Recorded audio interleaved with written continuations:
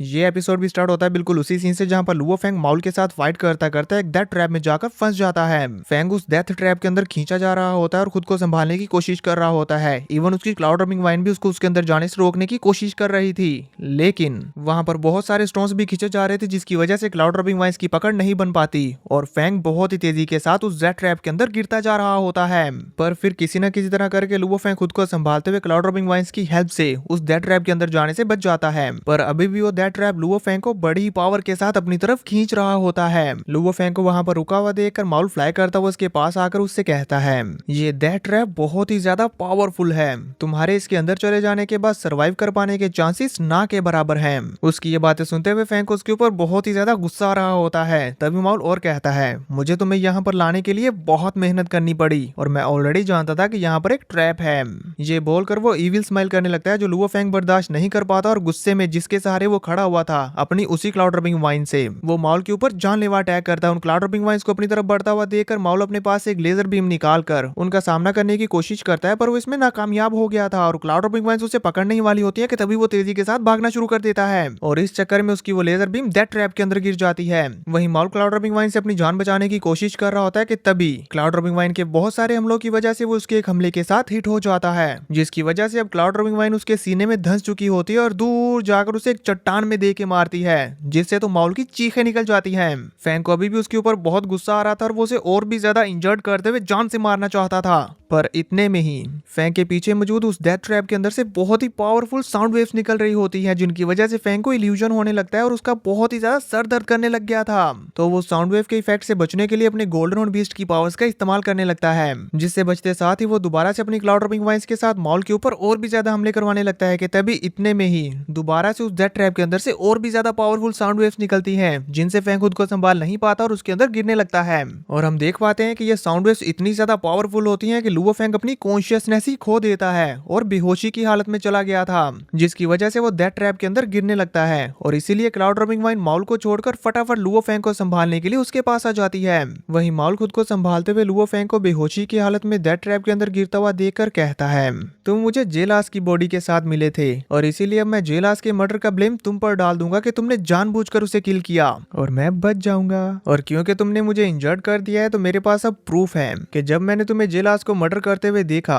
और रोकने की कोशिश की तो तुमने मुझ पर अटैक करते हुए मुझे भी जान से मारने की कोशिश की और मैं किसी न किसी तरह करके अपनी जान बचाकर भागने में कामयाब रहा। ये कहते हुए वो अपने रिस्ट डिवाइस पर वो वीडियो भी देखता है जिसमें लुओ फेंग की क्लाउड रबिंग वाइन उसके ऊपर हमला कर रही थी और फिर वो कहता है, अब मैं तुम्हारे मर्डर के इल्जाम से भी बच जाऊंगा कि मैंने अपना सेल्फ डिफेंस करते हुए तुम्हें किल कर दिया। चलो अच्छा ही है, अब मेरी टेरिटरी बैटल का एक और एनिमी कम हो गया। ये कहने के बाद वो हंसने लगता है। माउल की इन बातों से हमें पता चल जाता है कि ये कितना बड़ा कमीना है। ये अपनी एंशिएंट एयर रीजन की पोजीशन को बचाए रखने के लिए अपने टीममेट्स को ही किल करता जा रहा है। इधर हम देखते हैं कि लुओ फेंग पूरी तरह अपनी कॉन्शियसनेस खो चुका है और बेहोशी की हालत में डेथ ट्रैप के अंदर गिरता जा रहा है और यहाँ लगातार कई सारे स्टोन्स के साथ टकरा रहा है, पर फिर भी उसे कोई होश नहीं आ रही। तभी वबाता भी वहाँ पर अपीयर हो जाती है और लुओ फेंग को जगाने की कोशिश करने लगती है। फेंग की हल्की हल्की आंखें खुलती है और वो वबाता को अपनी तरफ बढ़ता हुआ देख पा रहा था, जहाँ वबाता उसे बोल रही होती है, लुओ फेंग खुद को संभाल दो, अगर हमने अभी कुछ नहीं किया तो तुम जिंदा नहीं बच पाओगे। तभी हम यहाँ देखते हैं कि लुओ फेंग को हेलुसिनेशन हो रहा होता है कि वो यूजिन के साथ है, जिस वजह से दोबारा से उसकी आंखें बंद हो जाती हैं और वो डेथ ट्रैप के अंदर और भी गहराई में जाने लगता है। इसी के साथ सीन कट हो जाता है और दूसरी तरफ हमें दिखाया जाता है वर्चुअल यूनिवर्स कंपनी का सीन, जहां लोंगियो मास्टर जियांटियान चैन से कहती है, अब क्योंकि हम जानते हैं कि हमने जितने भी जीनियसिस को बोलन को सर्च करने के लिए डीमन माउंटेन पर भेजा है उनमें से एक स्पाई है, तो हमें उनकी हेल्प करनी चाहिए क्योंकि उस जासूस की वजह से उन सभी की जान खतरे में है। इस पर मास्टर जियांटियान चैन कहते हैं, वो सभी जीनियसिस पहले से ही जानते हैं कि ये एक रिस्की मिशन है, इसीलिए उनको खुद ही अपने सामने आने वाले खतरों का सामना करना होगा। इसके अलावा अब क्योंकि हम सब कुछ जान चुके हैं इसीलिए हमारे पास भी एक अपॉर्चुनिटी है उन स्पाइस को पकड़ने की। अब क्योंकि डीमन माउंटेन पर हमारी वर्चुअल यूनिवर्स कंपनी के कोई भी सुपीरियर्स नहीं है और ये सभी जीनियसिस वहां पर हैं, तो इसीलिए ये स्पाइस केयरलेस हो जाएंगे और सभी जीनियसिस का शिकार करने लगेंगे, यानी कि वो एकदम ही लापरवाह हो जाएंगे और फिर हम अपने स्पाइस को भेजेंगे जो हमारे एनिमी स्पाइस को ढूंढकर उन्हें जिंदा पकड़ेंगे, जिनसे फिर हम सारी इंफॉर्मेशन निकलवाएंगे और इंसेक्ट लैंड के बारे में भी पता करेंगे और जो कोई भी सब के पीछे इनका मास्टरमाइंड है उसे पकड़ लेंगे। मास्टर जियांटियान चैन का ये प्लान सुनकर लोंगी और किंग ज़ेनियन दोनों ही सोचने लगते हैं। वहीं दूसरी तरफ हम लुओ फेंग को देखते हैं जो कि अभी भी हेलुसिनेशन में था। यूजिन उसके पास आती है और उससे कहती है, लुओ फेंग उठो अभी आराम करने का वक्त नहीं आया। ये कहते हुए वो उसके फोरहेड पर किस करती है और कहती है जल्दी से उठो। इसी के साथ लुओ फेंग को होश आना शुरू हो जाता है और वो देखता है कि वो तो डेथ ट्रैप के अंदर गिरता जा रहा है, जो देखकर वो एकदम से चौंक गया था। साथ ही वो देखता है कि वो वाता भी जोरों शोरों से उसे जगाने की कोशिश कर रही है और बोल रही होती है लुओ फेंग जल्दी से यहाँ से बाहर निकलने का रास्ता सोचो। साथ ही वो काफी ज्यादा डरी भी होती है क्योंकि लुओ फेंग यहाँ बार बार कई सारे स्टोन्स के साथ जोर जोर से टकरा रहा होता है। अब फेंग खुद को संभालने लगता है और देखता है कि वो तो पहले से भी ज्यादा बुरी सिचुएशन में फंस चुका है। इसलिए वो जल्दी से अपनी ह्यूमन बॉडी को मूशा बॉडी में ट्रांसफॉर्म करते हुए पहले वाली टेक्निक का इस्तेमाल करके यहाँ से निकलने की कोशिश करता है, जिसमें वो अपनी मूशा बॉडी को कॉर्न रील बनाकर यहाँ से बचकर निकलने में कामयाब भी हो पा रहा होता है। पर जैसे ही साउंड वेव्स की पावर्स उसे आकर हिट करती हैं, तो वो आगे नहीं बढ़ पाता और दोबारा से डेथ ट्रैप के अंदर खींचने लग गया था। और फिर जैसे ही साउंड वेव्स की पावर्स कम होती है दोबारा से आगे बढ़ने लग जाता है, पर फिर जैसे साउंड वेव्स दोबारा से आकर उसे हिट करती हैं, वो अंदर गिरने लग जाता है। ये देखकर फैंग को जल्दी रियलाइज हो जाता है कि वो इस तरह से तो यहाँ से नहीं निकल पाएगा। इसलिए वो अपनी मूशा बॉडी को एक बहुत बड़े स्टोन में ट्रांसफॉर्म कर लेता है, जो स्टोन रास्ते में आने वाली चट्टानों में फंसकर एक जगह पर रुक जाता है, जिससे वो वाता को उनके बच निकलने की एक उम्मीद की किरण नजर आती है। इसलिए वो ये देखकर बहुत खुश हो जाती है, पर ये खुशी ज्यादा देर तक नहीं टिक पाती क्योंकि जैसे ही दोबारा से साउंड वेव्स की पावर्स उन्हें हिट करती हैं, तो ये पूरा का पूरा स्टोन टुकड़े टुकड़े हो गया था। फैंग उन सभी टुकड़ों को जोड़ते हुए दोबारा से अपनी मूशा बॉडी में ट्रांसफॉर्म हो जाता है और उस डेथ ट्रैप के अंदर खींचते ही जा रहा होता है और कहता है डैम, ये डेथ ट्रैप तो पहले वाले से भी 100 गुना ज्यादा पावरफुल है। मेरी मूशा बॉडी की क्लोनिंग स्पीड इससे बचकर नहीं निकल सकती। अब मुझे कुछ और ही सोचना होगा। ये कहते हुए फैंग के माइंड में एक आइडिया आता है, वो अपनी गोल्डन हॉर्न बहमूद की बॉडी को बाहर निकाल लेता है और फिर से इस ट्रैप के अंदर खींचे जाने से बचकर निकल पाने की कोशिश करने लगता है। पर गोल्डन हॉर्न बीस्ट की बॉडी के होने के बावजूद भी फैंग इसमें कामयाब नहीं हो पा रहा होता। इसलिए वो कहता है इवन मेरे गोल्डन हॉर्न बीस्ट की पावर्स भी इस ट्रैप के अंदर से बचकर नहीं निकल पा रही। फैंग चाहे अपनी जितनी मर्जी कोशिश कर ले, वो यहाँ से बचकर निकल ही नहीं पा रहा होता। तो अब वो डिसाइड करता है कि क्योंकि अब मैं यहाँ से बचकर नहीं निकल सकता, इसलिए मुझे दूसरा रास्ता अपनाते हुए अपनी किस्मत आजमानी होगी। ये कहते हुए फैंग अब इस ट्रैप के अंदर से निकलने का स्ट्रगल करने की बजाय खुद जानबूझकर तेजी के साथ इस ट्रैप के अंदर जाने लगता है।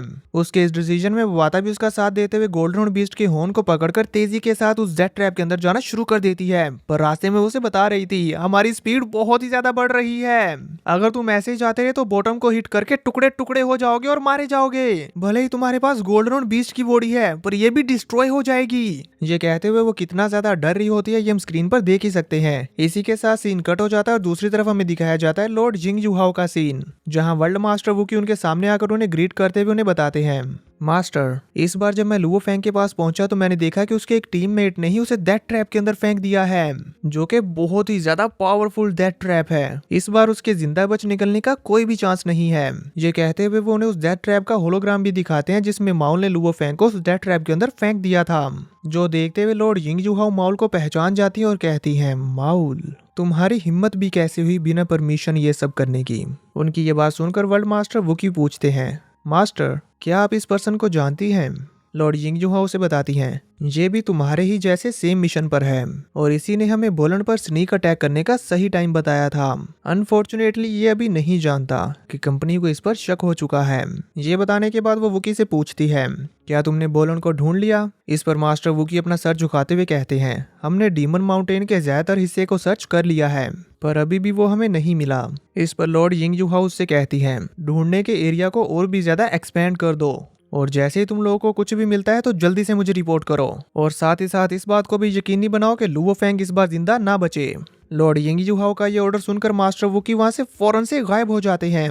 उनके जाने के बाद लॉर्ड यिंग जुहाओ माउल को देखते हुए कहती हैं माउल, अब क्योंकि तुमने मेरी बात नहीं मानी, इसीलिए अब मैं तुम्हें अपने एक प्यादे की तरह इस्तेमाल करूंगी। इसी के साथ सीन कट हो जाता है और इधर हमें लुओ फेंग को दिखाया जाता है, जो अपनी गोल्डन हॉर्न बीस्ट की बॉडी में बड़ी ही तेजी के साथ उस डेथ ट्रैप के कोर के अंदर चला जाता है, जहां जाने पर उसके सामने एक अलग की जगह अपीयर होती है, जहां हर तरफ नुकीली चट्टानें थी।